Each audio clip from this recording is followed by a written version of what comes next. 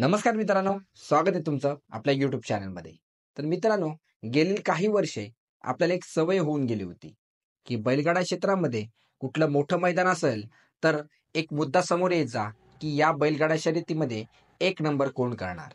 आणि सर्रास एक नाव पुढे यायचं. ते नाव होतं आपला सर्वांचा लाडका, मावळ मुळशीचा, संपूर्ण हिंदुस्थान गाजवणारा सप्तहिंद केसरी बकासूर याचं. मित्रांनो, कुठलीही मोठी शर्यत असली की सर्वांचं एक मात्र फिक्स असायचं की आज एक नंबर बकासूरच करणार. गेल्या वर्षी जेव्हा आपल्या रुस्तमे हिंद केसरी या मैदानाची घोषणा झाली तेव्हा एक महिना आधीपासूनच सर्वजण छाती ठोकून सांगत होते की या मैदानाचा एक नंबर जर कोण करेल तर तो आहे बकासूरच. पण मित्रांनो, ही मैदानं जशी पार पडली आणि हे नवीन वर्ष जसं चालू झालंय तसं कुठेतरी आपला बकासूरचा स्पीड कुठेतरी कमी झालेला दिसतोय. आपला बकासूर हा गुलालामध्ये राहतोय, परंतु त्याची जी एक नंबर करण्याची कन्सिस्टन्सी होती ती कुठेतरी कमी झालेली दिसते. आपला बकासूर कुठेतरी 4 नंबर, 5 नंबर, 6 नंबर या नंबरांमध्ये राहताना दिसतोय. आणि मग माझ्यासारखे असे असंख्य बकासूर प्रेमी आहेत, ते कुठेतरी मैदानांमध्ये नाराज होताना बघायला मिळत आहेत. आणि मित्रांनो, ह्याची कारणं काय असतील की बरेच दिवसापासून आपला बकासूर एक नंबर का करत नाही आहे, तर याचं कारण काय आहे, तर ही शोधण्याचा आपण प्रयत्न केला. आणि त्यासाठीच आपण आपल्या युट्यूब चॅनलवरती काल एक पोस्ट टाकली होती आणि आपण सर्वांना विनंती केली होती की तुमच्या अनुषंगाने बकासूर का एक नंबर करत नसेल. गुलालामध्ये तर राहतोय, परंतु तो पहिल्या टॉपमध्ये पहिल्यासारखं का येत नाहीये, तर तुमच्या मते काय याची कारणं असतील. तर बरेच जणांनी आपल्या या कमेंट बॉक्समध्ये येऊन कारणं टाकले, तर त्याचा आज आपण येथे आढावा घेणार आहोत. तर मित्रांनो, बरेच जणांची अशी कमेंट पहिल्यांदा बघायला मिळाली की बकासूरला आता आरामाची गरज आहे. मित्रांनो, जर ह्या बैलगाड्या शर्यती बघितलात की जेव्हापासून बंदी बैलगाड्या शर्यती मधील उठले तेव्हापासून मोठ्या प्रमाणावर शर्यती आपल्याला बघायला मिळतात. अगदी आठवड्याला 2-2, 3-3, 4-4 मैदानाचे देखील होत आहेत. एकाच दिवसाला त्याच दिवसाला 2-2, 3-3 मैदानं होत आहेत. आणि त्याच्यामुळे पूर्वी जसे बैल मालक जे म्हणायचे की आठवड्यातून एकदाच किंवा 15 दिवसातून एकदा किंवा 10 दिवसानंतर एकदा बैल काढला पाहिजे, तर आता तेवढा कुठे बैलांना आराम मिळताना दिसत नाहीये. आपला जर आता बकासूरचा विचार केला तर मला वाटतं सर्रास आपल्याला बकासूर मागील वर्षामध्ये आठवड्यामध्ये किमान 2-3 मैदानं तरी पळताना दिसतोय. म्हणजे 1-2 दिवसाच्या आरामानंतर बकासूर आपल्याला मैदानामध्ये दिसतो. आणि मग त्याच्या मागचे जे बैल मालक होते त्यांचं असं म्हणणं असायचं की जेव्हा बैल 3 फेरे पळतो तेव्हा त्याला रिकव्हर होण्यासाठी एक थोडा आठवड्याभराचा म्हणा किंवा 5-6 दिवसाचा म्हणा, 7-8 दिवसाचा म्हणा काळ दिला पाहिजे. नाहीतर तो बैल तेवढा त्याचा स्पीड दाखवू शकत नाही आणि त्याचा स्पीड थोडासा कमी होत जातो.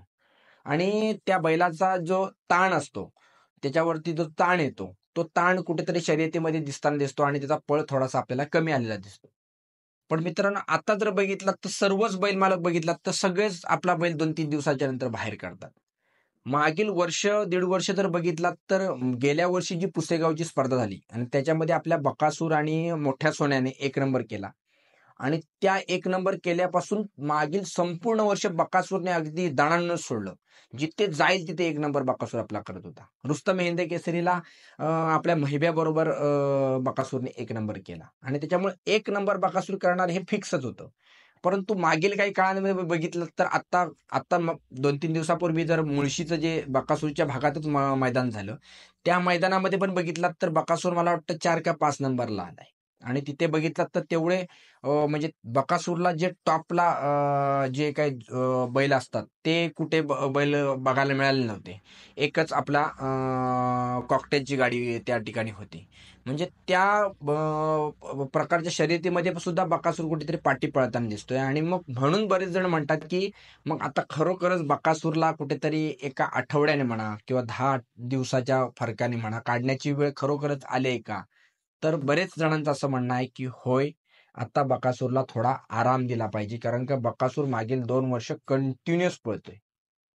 आणि मग आता त्याला आराम द्यायचा की नाही द्यायचा हा सर्वस्वी त्यांच्या मालकाचा प्रश्न आहे. परंतु बरेचदा लोकांचं म्हणणं आहे की बकासूरला थोडा आराम दिला तर तो पुन्हा त्याचा जो टॉप स्पीड आहे तो टॉप स्पीडनं पळू शकेल आणि पुन्हा एकदा आपल्याला नुसता गुलालामध्ये नाही तर क्रमांक 1 करताना दिसेल. त्याचबरोबर बरेच जणांची अशी कमेंट होती की बकासूरच्या गाडीवर विठ्ठल नाना असले पाहिजे. आता तुम्ही बघितलात की मध्ये थोडासा प्रॉब्लेम झाला होता आणि त्याच्यामुळे विठ्ठल नाना आपल्या बकासूरच्या गाडीवर बसत नव्हते आणि त्याच्यामुळे मग छोट्या ड्रायव्हर असेल किंवा इतर जे ड्रायव्हर असतील ते बकासूरची गाडी पळवत होते. परंतु विठ्ठल नाना आणि बकासूर हे एक वेगळं समीकरण आहे. हे आपल्या सर्वांनाच माहिती आहे. जेवढे बकासूर प्रेमी आहेत त्यांना सगळ्यांनाच माहिती आहे की जेव्हा जेव्हा विठ्ठल नाना बकासूरच्या गाडीवर बसत होते तेव्हा तेव्हा बकासूर हा क्रमांक एकच करत होता. त्याच्यामुळे विठ्ठल नाना आणि बकासूर हे समीकरण आता पुन्हा एकदा आपल्याला जुळून येताना जमतंय, पुन्हा एकदा जुळून येताना दिसतंय. आता ह्या मागील काही मैदानामध्ये पुन्हा एकदा आपल्याला विठ्ठल नाना बकासूरच्या गाडीवर बसताना दिसत आहेत. त्याच्यामुळे पुन्हा एकदा ते समीकरण तर जुळून आलंय. आता हे किती सक्सेसफुल पुन्हा एकदा होताना दिसतंय ते देखील आपल्याला बघण्याची गोष्ट असेल. त्याच्यानंतर बऱ्याच जणांची अशी कमेंट होती की बकासूरचा पैरा हा खूप महत्वाचा पॉइंट आहे की बकासूरचा पैरा हा योग्य बैलांबरोबर झाला पाहिजे. कारण का आता जर तुम्ही बैलगाडा क्षेत्रामधील जेवढी जुनी जाणती लोक आहेत त्यांना जर विचारलात तर ते सगळे हेच सांगतात की बैलगाडा क्षेत्रामध्ये आपला सप्तहिंद केसरी मोठा लक्ष ह्याच्यानंतर जर कुठल्या बैलाला स्पीड आहे तर तो फक्त आणि फक्त बकासूरलाच आहे. आणि त्या बकासूरच्या स्पीडला मॅच करण्याचे काही मोजकेच बैल आहेत आणि ते जर मॅच करू शकले नाही तर आता तुम्ही मागील काही मैदानांमध्ये बघितलात की बकासूरची गाडी कंटिन्युअस लॉबी होत होती किंवा फॉल होत होती. तर त्याचं कारण काय होतं की जर बकासूरच्या स्पीडला जर ते बैल मॅच करू नाही शकले तर ते कुठेतरी बाहेर जाण्याचा प्रयत्न करतात आणि त्याच्यामुळे ती गाडी लॉबी होते. तर त्या बऱ्याच जणांचं असं म्हणणं आहे की बकासूरला जो पैरा करण्याचा जो बैल आहे तो पण त्याच स्पीडचा असला पाहिजे तर बकासूरची गाडी एकदम टफ स्पीडने पळू शकते. आपण जर बघितलात तर मग बलमा असेल, फाजिलराव असेल, बावऱ्या असतील किंवा मोठा सोन्या असेल ह्यांच्याबरोबर बकासूरची जी गाडी जमते तशी इतर आता जे छोटे मोठे आदत बैल वगैरे जसे जुळवतात तर त्यांच्याबरोबर बकासूरची गाडी जुळत नाही. त्याच्यामुळे तो पैरा देखील खूप महत्वाचा पॉइंट आहे. असे अनेक प्रश्न लोकांचे आहेत की बकासूरचा पैरा असेल, विठ्ठल नाना असतील किंवा त्याला आरामाची गरज आहे असे अनेक प्रश्न लोकांनी कमेंट बॉक्समध्ये मांडले होते आणि ते आपण आज इथे चर्चा करण्याचे प्रयत्न केला. तर मित्रांनो तुम्हाला काय वाटतं की बकासूरला खरंच आरामाची गरज आहे का? विठ्ठल नाना बकासूरच्या गाडीवर बसले तर बकासूर पुन्हा एकदा नंबर 1 करेल का? की आणि पैरा जर बकासूरचा व्यवस्थित ह्यापुढे झाला तर पुन्हा एकदा आपल्याला बकासूर कंटिन्युअस 1 नंबरमध्ये दिसेल का? तुमच्या मते बकासूरच्या या मागील दिवसांमध्ये पराभवाची कारणं काय आहेत? आणि बकासूर नुसता गुलालामध्ये राहतोय, बकासूर 1 नंबर बऱ्याच दिवसापासून का करत नाहीत? हे तुमच्या मते काय वाटतं तुम्हाला? ते आम्हाला कमेंट बॉक्समध्ये नक्की कळवा. आणि हा व्हिडिओ आवडला असेल तर व्हिडिओला नक्की लाईक करा, शेअर करा आणि अशाच बैलगाडीविषयी अनेक घडामोडी जाणून घेण्यासाठी आमच्या चॅनलला नक्की सबस्क्राईब करा. धन्यवाद.